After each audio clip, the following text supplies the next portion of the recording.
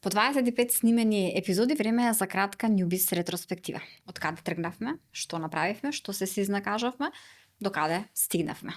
Првата епизода беше со доктор Ана Пепелиовска. Зборувавме за правото од интелектуална сопственост. Беше инспирирана секако од бројните лајвови на TikTok во кои што се продаваше фейк брендирана роба. Во меѓувреме се случија многу работи. Се случија царините на Трамп, се случија возвратните удари од Кина, па се намножија видеа од кинески продавачи кои што продаваат така наречени дупс на Hermes, на Gucci, на Lululemon и така натаму. Се поактуелно станува прашањето за тоа како се заштитени правата на интелектуална сопственост. Дали со купување и носење на фейк производи го оштетуваме имателот на трговска марка. Генерацијата Z е онаа која што најмногу се занимава со нарачување и купување на фалсификувани производи, што според мене не би требало да биде така, затоа што тие се толку едуцирани за тоа што значи производ кој што не повредува права од интелектуална сопственост, а што значи производ кој што е фалсификат, особено што во денешно време навистина се работи на подигнување на свеста од продажбата на фалсификувани производи. Но тие одбираат да купат фалсификат затоа што фалсификатот е подостапен и поевтин. И тоа е причината зошто големите брендови почнуваат да прават верзии на своите производи кои што се подостапни за потрошувачите.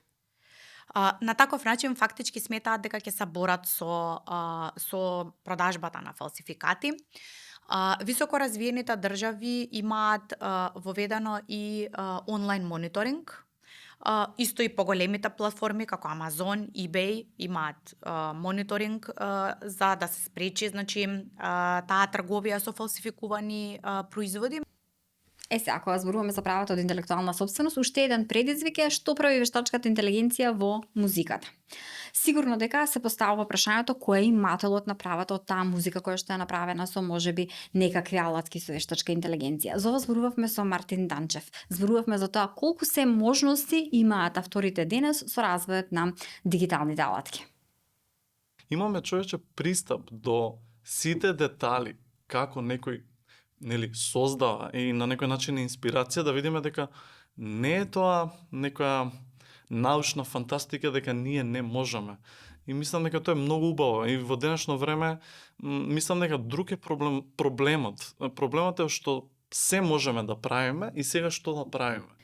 Сега, ова беше епизода 24, но да не брзаме толку. Епизода 2 ни ја донесе приказната на Александар Савовски. Тој е инженер, предприемач, кој што создава вештачка интелигенција со емоции. Неговиот алгоритам Мила AI произлегол од потребата да ја помогне на неговата ќерка Мила, на која што е бил диагностициран аутизам.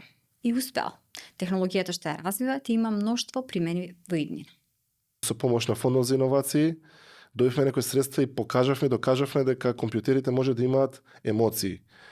Што значи тоа технички аспект? Тоа значи дека ги најдовме сигналите, значи биологијата познава емоции како хормони. Али од кај доаѓаат тие хормони кои што потоа се лачат и ние чувствуваме нешто, не е познато. Ние успеавме да синтетизираме, значи компјутерска програма кај што добиваме сигнали кои што наликуваат и ние единствен начин на кој што можеме да го пишеме се како емоции.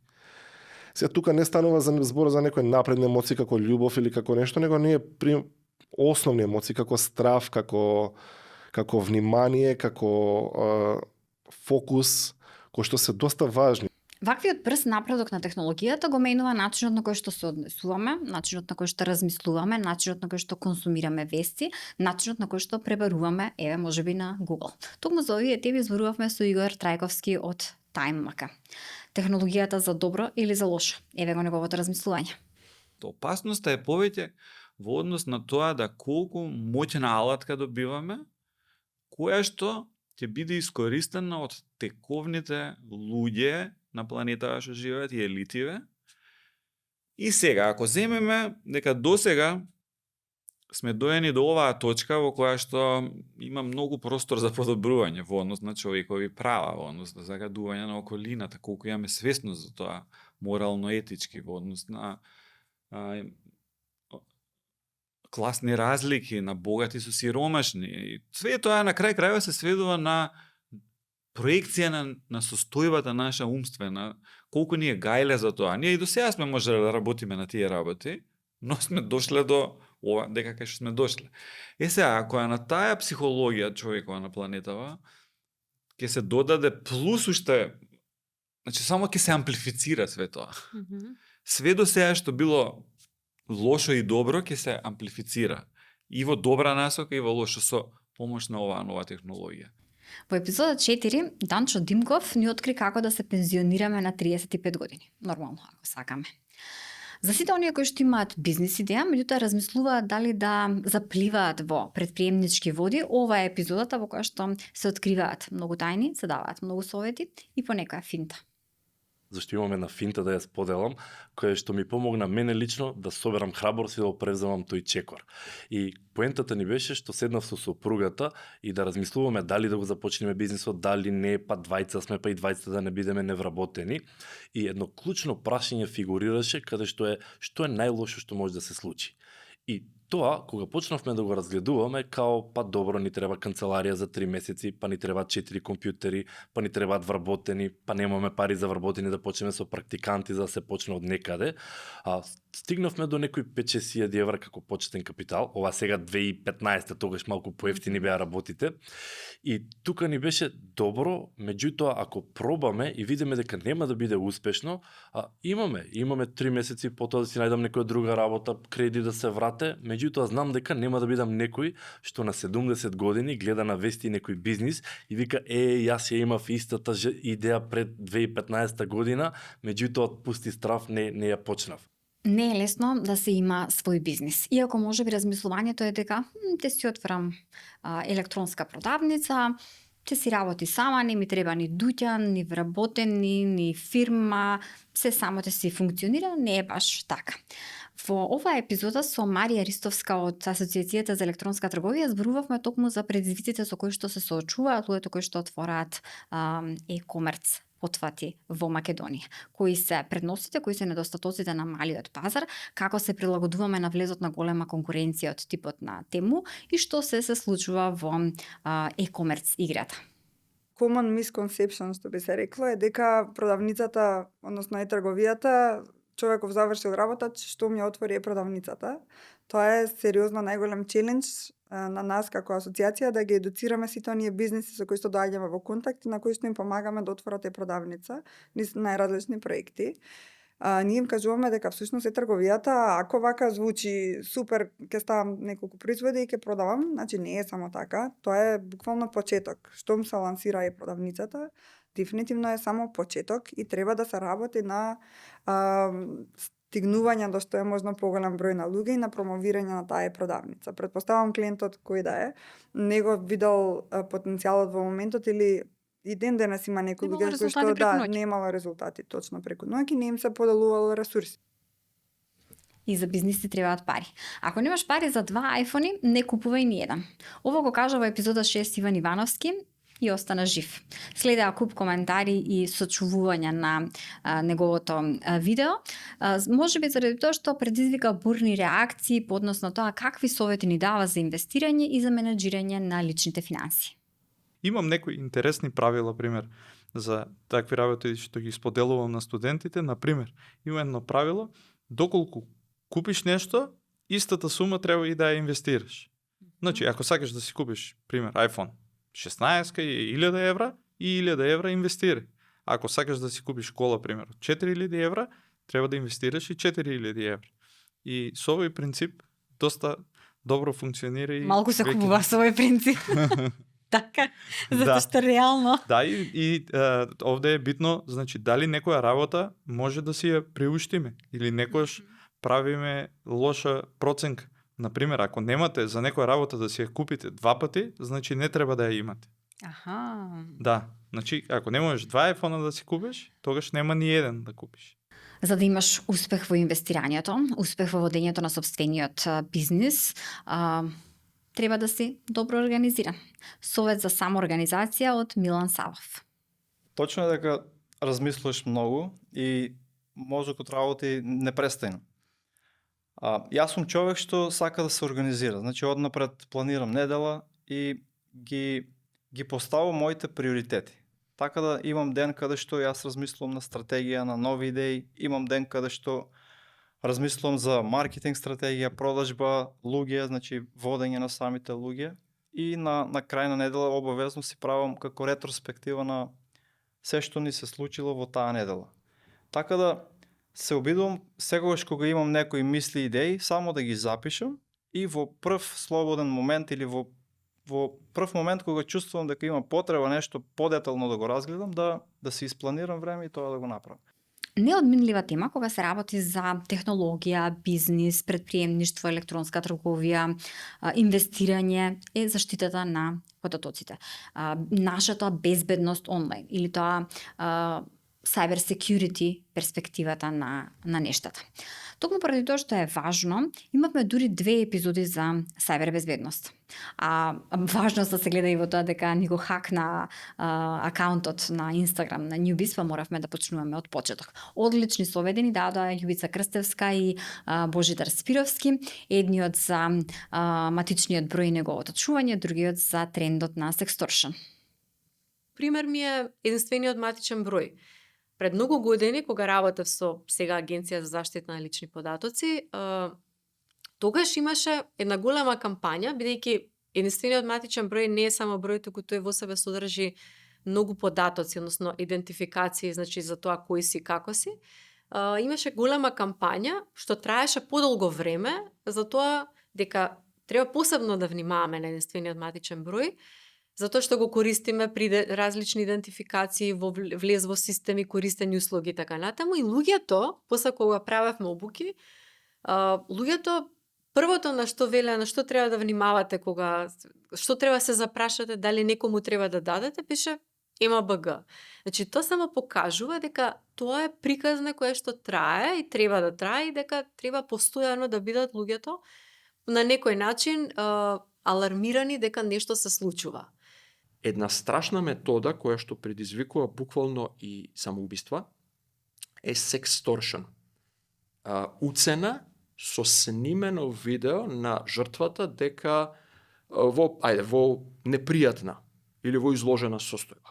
Што прават? Праќаат порака, почнува обично или на тие Tinder сличните, за лични контакти, да ги наречам апликации, или преку социјалните мрежи. Јас сум некоја или некој, ајде да правиме муабет и тоа трае половина ден да се омекне жртвата. Почнуваат после да се внесуваат алузии кон сексуални интереси, така натака, додека не се сугерира на крај, ајде да направиме видео секс. И ти пушти ја твојата камера, јас ќе ја пуштам мојата камера, тоа што оди од другата страна чисто за сите не е вистински човек. Тоа е нечие видео, кое што е снимано. Да речам професионалец или професионалка го снима тоа видео и веројатно се рециклира милијарда пати потоа. Но ако навистина жртвата го направи ова, ќе биде снимена. И потоа тоа видео и се враќа назад на жртвата. Ако не сакаш ова видео да излезе, кое што е вистинско видео од таа жртва, ако не сакаш ова да излезе во јавност, плати ни толку пари. И не е дека ова се случува таму некаде далеко и не е реалност во Македонија. Исто како што е реалност дека можеш да живееш во Македонија, а да имаш компанија во САД. Сега, прашањето се како? Колку чини? Дали е возможно за било кој? Колку време треба? Треба ли да отидам во САД за да ја основам? Сите овие прашања ги одговара во епизода 9 Петар Тодоровски. Буџет треба за основање на компанијата, значи прво ќе мора, збориме сега некој од странство кој што го прави тоа, ќе мора да плати регистрационен агент, ќе мора да плати ЕИН бројот може и сам да го извади, може да плати некој друг, ако иде сам малце така. Треба да го знае процесот. Ќе треба за даночна пријава секоја година буџет и треба годишна пријава една до државниот секретар на државата каде што е основана компанијата да се поднесе поеднаш во годината и евентуално може да се потребни средства за одредени промени доколку се прават во фирмата од типот на промена на име, промена на собственичка структура и така натаму, тогаш треба да се праќаат некакви известувања до АРС, нивната даночна управа, за да се извести околу тоа, затоа што може да има импликации за начинот на кој што институциите ја гледаат фирмата. Големи се трошоци. Не, мислам, она што да речем ние го наплаќаме во моментов е без сметководство, $590 годишно, што е практично сумата која што компаниите ја плаќаат и од Македонија да работат. А глобален бизнис гради Горијан Јовановски со неговата EarthCare. Како за човек кој што долго е во предприемништво, стартапи, активизам, се уште е полн со многу ентузијазам. Вели дека стартапџискиот живот е многу стресен, меѓутоа за среќа сега има и вештачка интелигенција до некаде да ја олесни работата. Премногу. Ја мислам да го правевме овој бизнис, тоа го зборам со исто партнерот. Да го правевме овој бизнис пред 5 или 10 години, ќе беше многу потешко. Многу потешко. Прво, вештачката интелигенција многу ни помага нам во брз развој на продуктот. Значи, тоа сите го правиме сега, нели? Веќе ни стана GPT, Claude, еве, DeepSeek новиот модел, дел од рутината во програмирањето. Но, побитно е импактот кој што вештачката интелигенција го има врз климата и врз анализа на толку голем број податоци. Кога јас зборам голем број податоци, јас зборам терабајти на податоци. Терабајти на податоци човек да ги анализира е претешко. Многу е тешко, за да ги најдеш одредени патерни, одредени цаки, да можеш да правиш некако предвидување, краткотрајно, долготрајно предвидување. Многу тука е потребна вештачката интелигенција која што може да најде патерни во податоците кои што ние не ги гледаме како луѓе. Тоа е првото. Вештачката интелигенција оди рака под рака со дигитализацијата, која што пред очи ни го менува светот и бизнисите.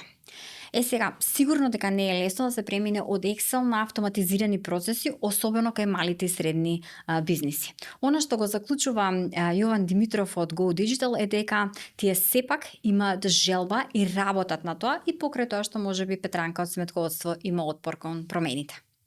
Да направим прво дистинкција што е дигитизација, што е дигитализација, а што е дигитална трансформација. Дигитизација е водиме, си запишуваме било каква трансакција или било што, ја запишуваме нели на тефтер. Во моментот кога ќе ставиме во некоја датабаза, дигитално, бројката станува дигитално и во тој момент сме направиле некоја дигитизација во компанијата. Во моментот кога една база ќе разговара со друга база, сме направиле некоја дигитализација и двата сектори, двете лица во компанијата, веќе имаме некоја дигитализација во компанијата. Меѓутоа, за вистински да стане дигитална трансформација, тука веќе доаѓаат и другите моменти во компанијата. Тука веќе доаѓа дека тоа лице, и оно често што го учевме, е дека Петранка од сметководство нема да сака да го имплементираме ние новото решение, затоа што она е научена така да си ги води работите и сега ако го смениме ќе отпорот кај вработените секогаш постои. Визијата кај како проблем, визијата кај раководството постои. Добавувачите, дали се подготвени добавувачите да се приклучат на вашиот supply chain? Дали вашите корисници на услуги може да ви собракаат, имаат телефони, може би сакаат преку SMS, а вие оведувате Viber, може би немаат интернет. Сите овие работи треба да се разгледа, да се направи комплетна анализа и да се види да во овој дел може да се направи. Секоја промена е тешка, ама треба да биде за добро. Мора да се случуваат промени за да одиме напред. За да ни оди во образованието, не може да ја закопаме главата во песок и да го игнорираме постоењето на ChatGPT. Токму затоа во епизода 13 го имавме Петар Ниновски. Тој раскажа како Brainster ја применува вештачката интелигенција во нивните образовни и едукативни програми. Оно што е интересно за Brainster е дека неодамна ја лансира и својата прва апликација или тутор по математика со вештачка интелигенција Умниверзум. Најважното што треба како образовна институција според мене да осигураме дека и најголемите промени што би се случили во вештачка интелигенција, кои вештини треба да ги знаат луѓето, да бидеме паметни и агилни тука како образовни институции, да бидеме сигурни дека вештините кои ги изучуваат нашите студенти се потребни сега и ќе бидат потребни во наредните години. На пример, неформалното образование полесно се адаптира. Формалното образование има правила, мислам дека на 4 на 5 години треба да се реакредитира програма. Според мене треба на секоја година да се реакредитира програма. Тоа не е во наша полза, меѓутоа е во полза на студентите. Ние треба како образовна институција да најдеме начин како на секоја година ќе реобновуваме таа акредитација, ќе ги земаме новите информации што ги имаме од компаниите, од индустријата и ќе ги имплементираме во образовните програми. Така да најголемата промена во наредниве 10 години ја гледам тоа да бидеме најагилни што може како институции, да бидеме сигурни дека вештините кои ги предаваме на студентите се вештини кои денеска се бараат на пазарот на трудот. Едукацијата за нови технологии е неопходна за да не заостануваме многу зад светот. Неопходна е за да може да ја искористиме технологијата за добро, за подобрување на условите во кои што функционира луѓето, меѓутоа и за подобрување начинот на кој што ја штитиме природата. Дин Арнаут во Newbiz всушност не фасцинираше со идејата како блокчейн технологијата може да се искористи за формализирање на неформалните собирачи на отпад. Блокчейнот може да помогне неформалните собирачи да се формализираат без тоа да го сторат преку рециклажа или преку вклучување во комуналниот сектор. Односно, тие би имале, например, ID, кој што на наједноставен начин тоа би бил како digital ID, за да им е олесниме, бидејќи знаеме дека тие немаат толку дигитални вештини да би можеле да користат NFT или слично. Затоа тие би можеле да го имаат тој ID код, каде што количините кои што ќе ги соберат, на начин на кој што веќе ги собираат, ќе може да го однесат во центар, каде што ќе се измери, ќе го дадат својот код и тоа автоматски влага во чейнот, во ланецот на известување, и не може да се измени. Значи, ако се влезени 5 кила на пластика, тие до моментот кога ќе стигнат на рециклажа, останува таа килажа и се знае дека тој човек ги има донесено. Вториот дел во овој ланец е транспортот. Од тој центар се носи во центар за третман, понатаму во центар за рециклажа и се скенира на секоја од овие точки. Кога ќе пристигне на својата последна цел или последна станица, која што е рециклажата, неформалниот собирач во случајов би бил платен автоматски преку блокчейн и со самото тоа неговата работа е формализирана, признаена и платена соодветно. За вакви добри идеи не треба многу. Одлична идеја беше и онаа на Васко Карангелески да понуди еден консултантски час на 10 кои што ја гледаат епизодата и кои што сакаат да си го напредат својот бизнис со консултантски услуги. Секако дека беше преплавен со пријави, можеби е пишмани што се понуди, меѓутоа за сите оние кои што не успеаат да добијат 1 на 1 советување со него, останува да ја гледаат епизодата на Newbiz. Во следниве минути дел од неговото искуство. Има лани го имав тоа, една компанија има градежна, не е градежна ствари, они се проектанти во машинство и така, специфична категорија.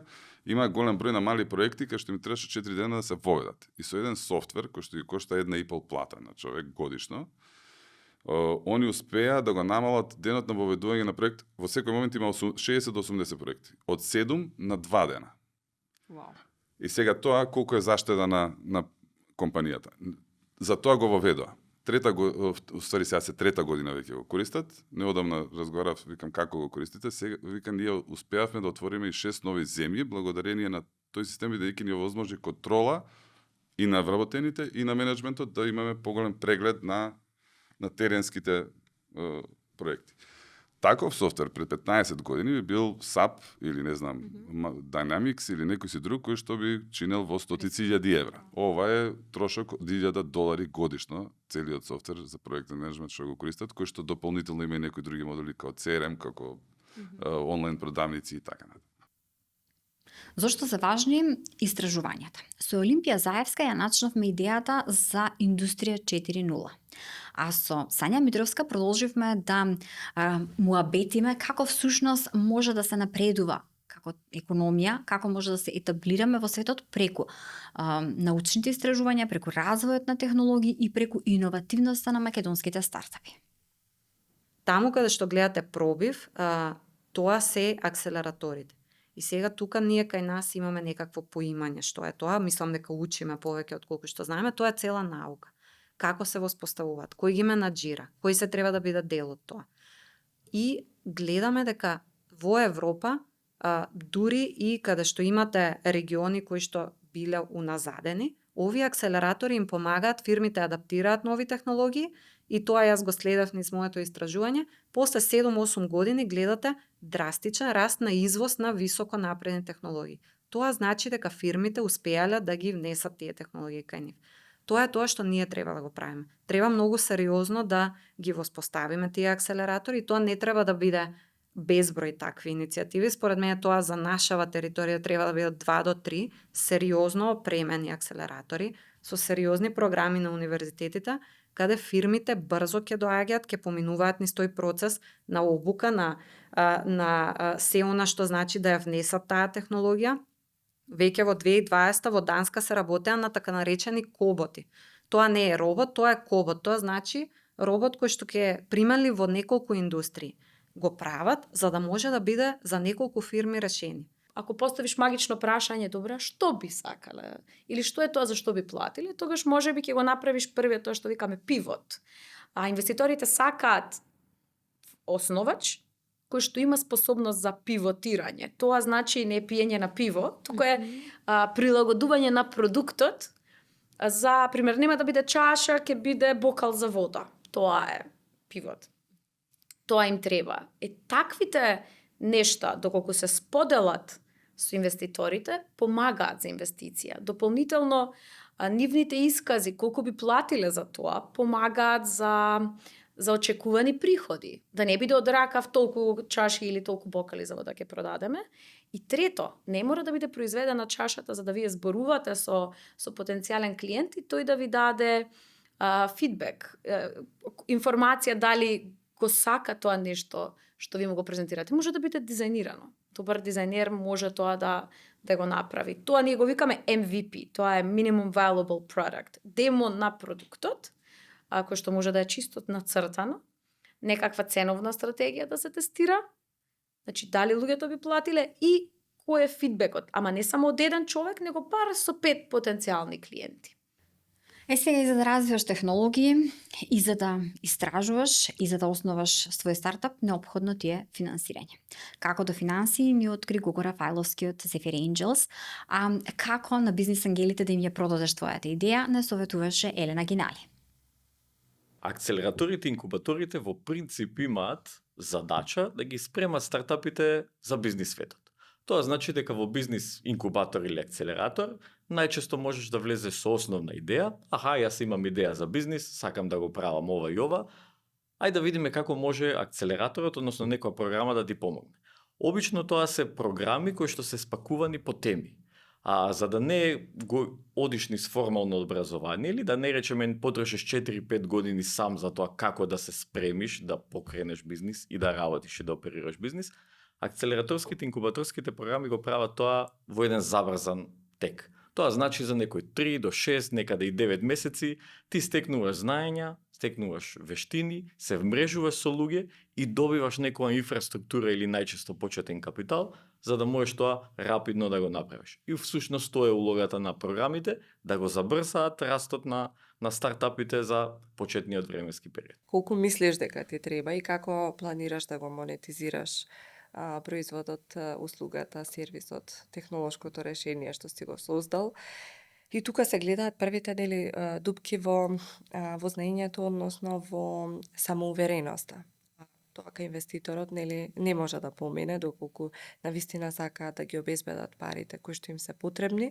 Така што правиме заеднички план како да го представиме и бизнис планот, и финансискиот дел и проекциите, како ќе се монетизира, во кои све сфери ќе настапи, колкав е пазарот што ќе го обслужува, дали тоа ќе биде регионален или глобален пазар и колку реално процент од пазарот може да обслужи со таа прва инвестиција што ќе ја добие.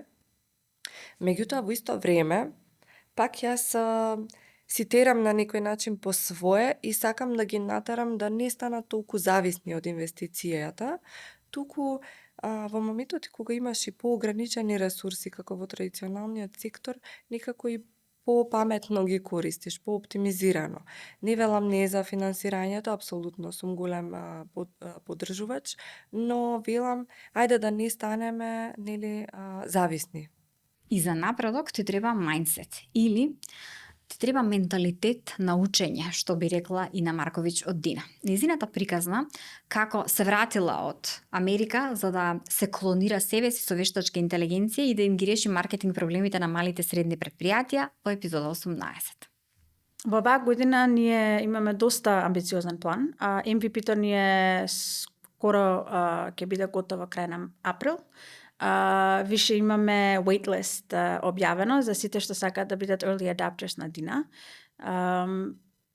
До негде јуни-јули ќе ги имаме остатокот од агентите способни да работа и до крај на оваа година сакаме да можеме да бидеме влезени низ цела Western Europe со цел да влеземе во Америка почеток на 2026 на тој пазар. За ваквите како Ина Марковиќ и како Дарко Давковски, само небото е граница. Те направат се за својата страст да ја реализираат, да ја остварат. А вештачката интелигенција и технологиите се тука само за да ја направат таа визија подостижна. Во академијата инвестиравме во AI технологија, се вика Hyperbound, партнери ни се во академијата, кои што имаат направено симулатор за вакви повици, каде што ние можеме да влеземе во алатката, да креираме сценарио. Пример, Наташа, нејзината позиција е тоа, она има вакви предизвици со кои што се соочува на работното место. Ова е тоа што ја држи будна ноќе, на што мисли. Ова е твоето решение и како тоа решение ги решава овие предизвици. Кликни старт и ти веќе разговараш со Наташа. И поставено е да има модули на тежина, levels of difficulties, така да за новите генерации е исклучително интересно, затоа што им даваш таа некоја форма на gamification, каде што они се чувствуваат, окей, играме видеоигра. А преку тоа учат многу важна вештина. Од сите досега снимени епизоди, лично откритие ми беше Диме Галапчев од FinCap. Тој е човек кој што решил да не го меша малтерот, туку да направи технологија која што ќе го промени традиционалниот финансиски сектор, па попатно зошто да не и светот. Финтек не подразбира да користиш технологија, туку под финтек подразбира да развиваш технологија за финансиска. Ние во Македонија имаме многу сервисни компании, компании што развиваат финансиски продукти, но за други компании. Значи, ние сме само буквално оние што го мешаат малтерот. Тука е еден голем проблем што во државата, па и кај нас и државата, му дава повеќе придобености и мотивација на странски компании само да вработат луѓе, да го искористат интелектот на македонците, да развијат нешто, каде што подоцна благодетите, интелектуално сопствеништво, тоа оде во мајката земја од каде што била компанијата. Многу компании се од тир зоните му е дозволено да го крадат нашиот интелект за да го носат од страна, така да многу финтек производи се развиени, но не се наши, бидејќи завршија и други. Додека тие што сме разликата помеѓу сервисни и продукт компании, тие што развиваат продукт, нешто што ќе остане македонско интелектуално сопствеништво, ќе остане овде се што ќе генерира тој продукт, вредноста од него, ќе остане овде, нема да биде one time, ти изработи 20 сати, еве ти ги платени сега, за мене е богатството. Затоа сме едни од единствените од малку на рака нема помалку од една рака сме што го работиме. Во сите приказни на Newbiz, всушност важни се луѓето. Важна е нивната амбиција, сила, напори, идеи, остварување, успеси, падови. А за луѓето се грижи HR. Што всушност работи HR, ни раскажа Ивана Глигоровска.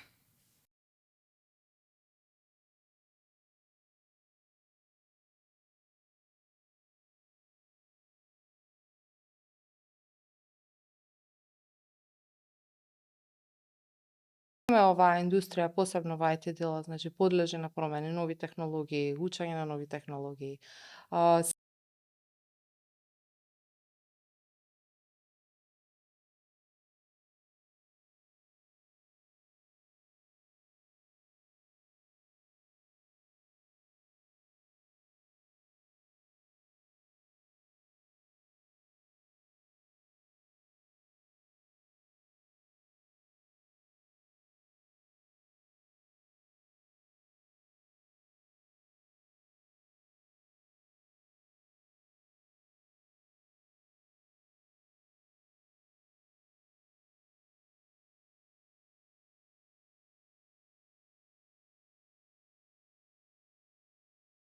Една од задачите на HR е да обезбеди континуирана едукација на вработените, односно да им обезбеди обуки. А за обуките се јави кај Павле Зимбаков. Сега можно некои од вработените да не сакаат да отидат на обуката.